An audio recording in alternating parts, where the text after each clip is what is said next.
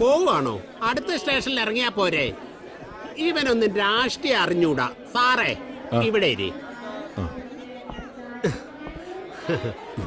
ഞാൻ ജോപ്പൻ മറ്റക്കര, യൂത്ത് ഫ്രണ്ടിന്റെ കോട്ടയം ജില്ലാ പ്രസിഡന്റാ.